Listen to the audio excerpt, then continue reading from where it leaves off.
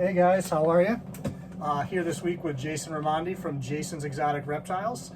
So check out his YouTube channel. He's got an Instagram, you're on Facebook, you're pretty much everywhere, like the rest of us. Definitely check him out. He has a lot of boa and Burmese python projects. You got some colubrid stuff that I checked out earlier as well. But we're going to talk about some boas in this video and a few specific projects that he's excited about working with, which was difficult to pick which projects to do because, like most of us that get to this point, you're streamlined where everything you're doing is a project you're excited about. But you want to jump in and talk about something here? Yeah, so Dan came over. It was awesome to have him down from Connecticut, which is super cool. We just filmed some videos for me as well, so we're going to have some cool blood python content on the channel. But Dan asked, what are some projects I'm excited about? And I'm excited about pretty much everything, to be honest. It's if it's here, it's because I like it.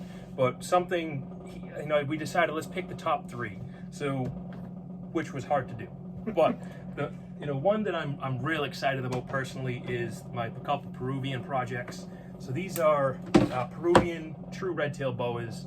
They're really rare and hard to find, and it's something that I've personally kind of fell into years ago. I picked up a large female. I tracked down for years to try to find the perfect male for her, and I finally found her, and I was very successful. So these are some of the babies that I held back from the litter. I'll get a little closer to the camera so you guys can check it out.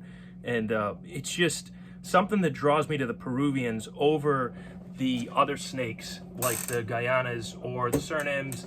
I do like the Northern Brazils and stuff like that, but something that draws me specifically to the Peruvians is this really clean, reduced pattern. And this is what I've been trying to focus on, is continuing to get this clean, reduced pattern. There's a handful of breeders in the United States that still work with these. Very good breeders, and I just really enjoy this species of snake in general. They're certainly not easy to breed, they're not easy to find, so they do come with a price tag, and their breeding season is right now. Dan saw I have the male and the female paired, which I think is going to be super cool. I mean, I'm just so excited to continue to produce more of these. She's very impressive too. She's in good size. I think of some of these locality-specific stuff. I think of smaller because a lot of them are island localities or whatever like that. But she was definitely a big boa. Yeah, and I mean, these babies when they came out were just absolute monsters. The couple Peruvian BCCs, in my opinion, and I think in the opinion of many others, are about as large as you're going to get in a BCC boa.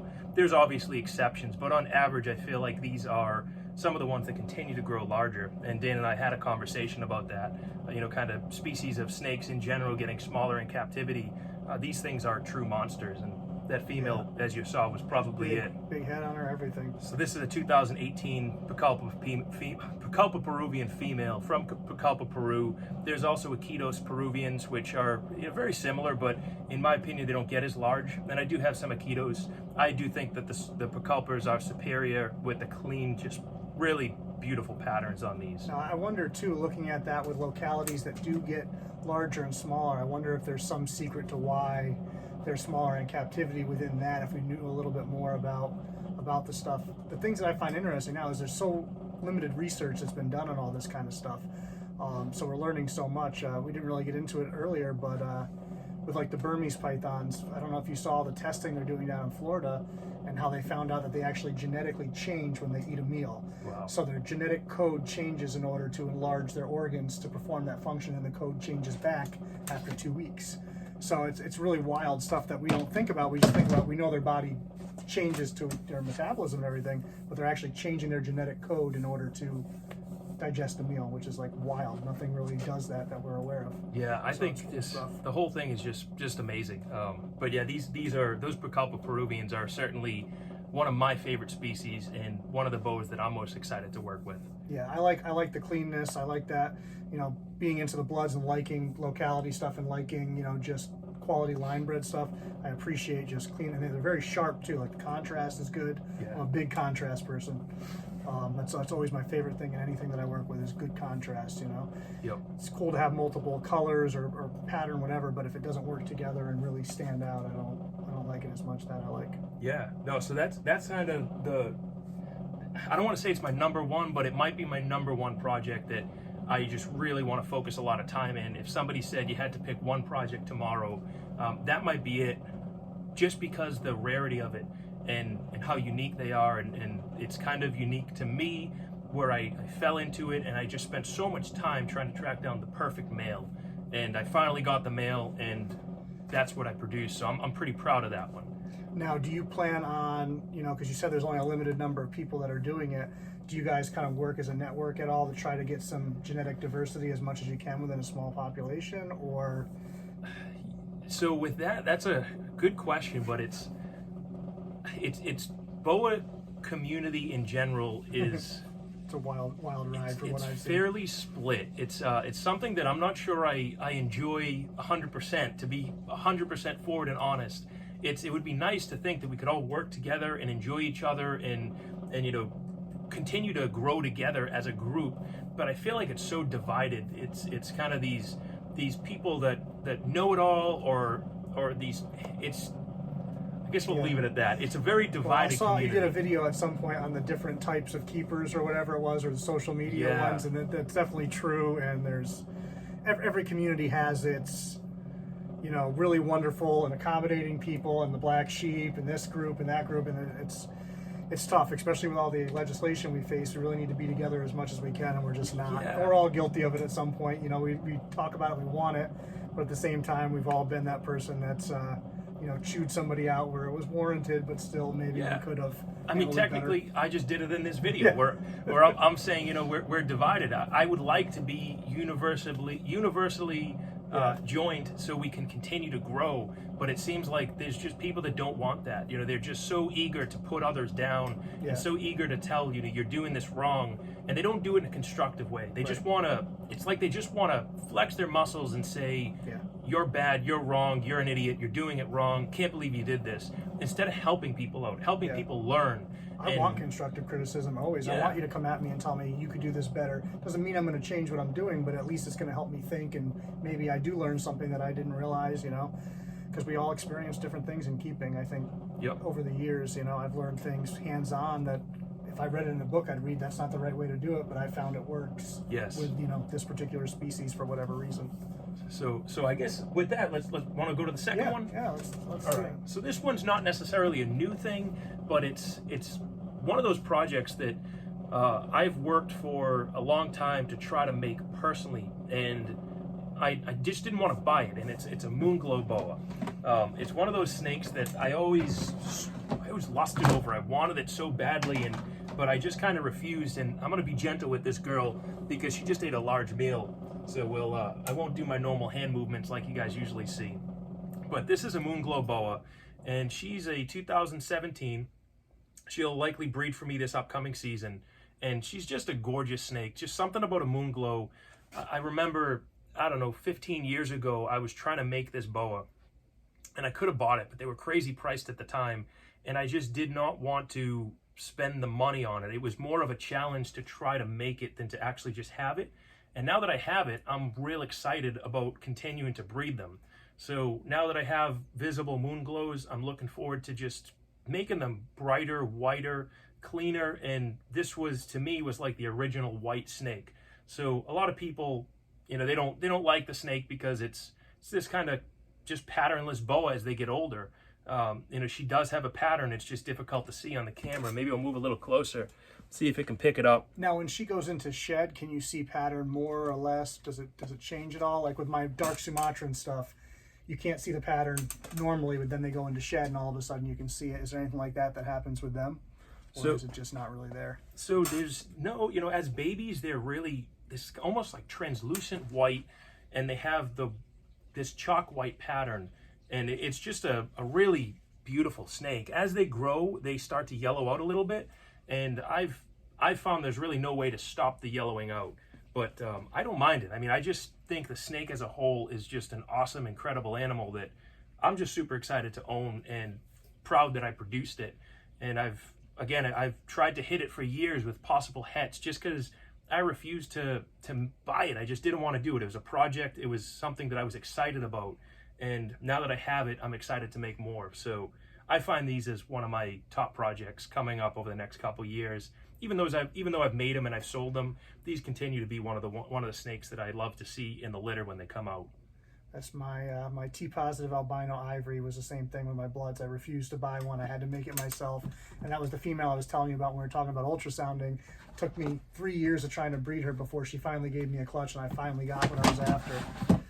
But I was the same way. I'm like, I'm not buying this snake. I'm gonna make my own, and took a while, but I got it. It makes it so much better than just going out and spending the money and then you have it. You know, there's that's the exciting part. There's work involved.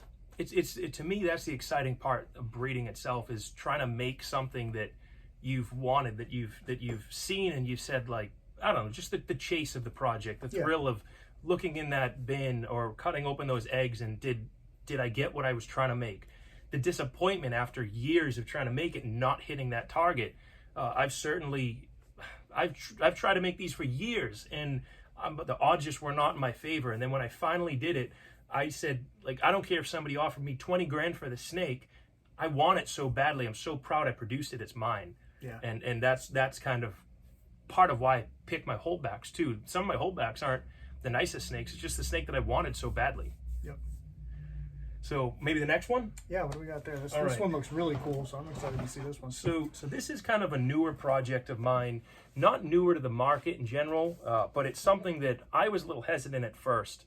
And it is a fire boa. This one is a T-positive fire sun glow. So it's a hypomelanistic, tyrosinase positive, and fire gene. And the fire in general, I was a little hesitant to even get into the project, mainly because I didn't like them at first. I didn't see the potential, and there was a small pattern reduction, and my thought is, all right, great, big deal. I breed 2 fires together, I make an all-white snake. What's the future growth from that? What am I going to change the eye color? Put albino in it, make a different color eyes? But once I saw when you put fire to other animals, how it really brightens and cleans up the pattern, and it just makes this really beautiful snake. And it was something, again, I almost fell into, is we picked up some fires. I do a lot of work with Kevin McCurley at Nerd. He purchased a group of fires, and then I started purchasing my own and getting into it myself. So this girl here is mine. And I got her from John's Jungle out in California in a trade when I was getting out of monitors. I had the albino water monitor, Casper, and I was trying to find him a good home. John's Jungle had a fantastic home for it. We were able to work out a deal, and I picked up this girl, which was one of his pets. So I'm excited to continue working with this girl here and continue making some cool babies. I have a really pretty T-positive male, which you can't see off the camera, but he's kind of sitting right there, as you can see. Yeah. The guy I pulled in earlier. And he's going to be a future breeder for this one. I hope to make some T-positive fires, some more sun glow fires, T-positive, just regular T-positives. I mean, I want to hit them all. I love getting a huge spread of babies from normals to really cool stuff. That's what I've focused on, and I know you've probably seen it in my videos in the past, is I like to just get a spread. I like to look into the bin of babies when they're born and see all different colors and all different cool stuff. I don't care if they're $60 or if they're $6,000. $6,000 ones are cool. It's nice too, because you're gonna have a variety of customers that are looking for different looks. It's nice when you can satisfy that all in one pairing or 2 pairings, as opposed to having to do a bunch of stuff. So I definitely enjoy the variety, which is part of the reason I liked doing the albino matrix to make that T-positive ivory. I get normal albinos, I get albino matrix and albino ivory from the same pairing. So you get that variety of different stuff, different looks, different colors.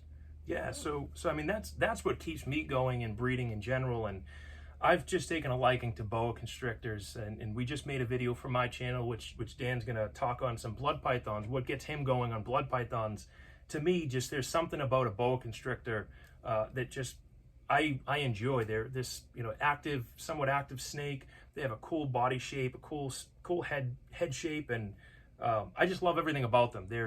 I can't tell you what I love about them. I just do. It's and that's from a $60 normal all the way up to the, who knows, $60,000 whatever that's fancy thing that somebody's playing with.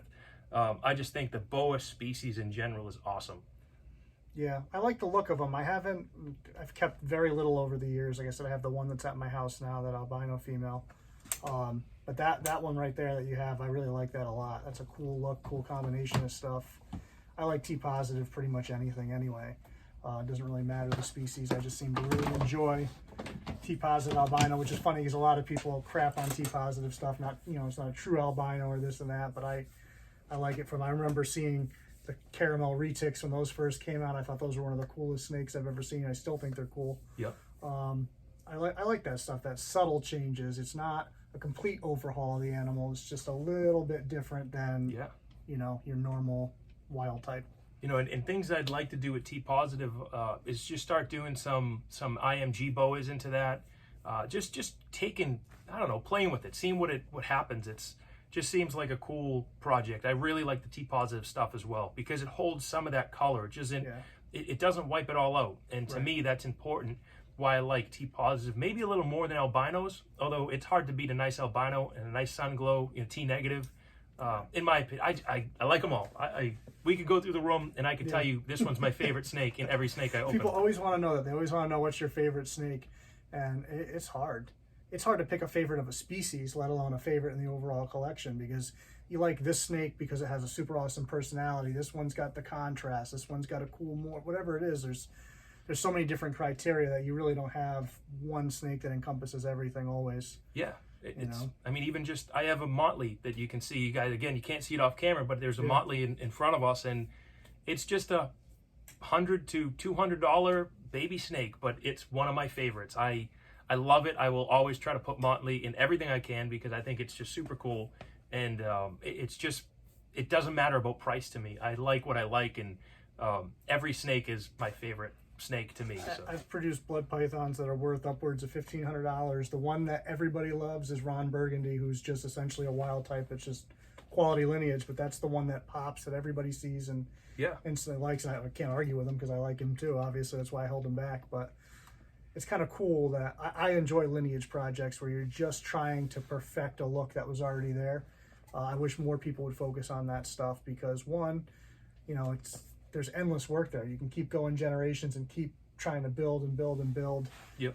Whereas morphs, you can do that to some extent, but people just seem to stack morphs instead of perfecting the morph and then adding something else in. I couldn't agree more. I mean, there's nothing that's more frustrating to me is when people are like, oh, look at this great snake. And I'm like, what is it?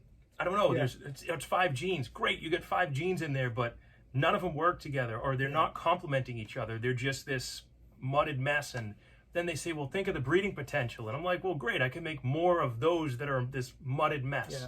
Not to take away from the animal itself. I mean, I can respect and I can understand the projects they're doing, but I would rather see somebody really try to perfect a 1, 2, maybe 3 gene animal to make this really super amazing looking snake with all these genes that complement themselves or complement each other, as opposed to just trying to get as much stuff into a snake as possible with the purpose of look at how powerful this animal is now as a breeder.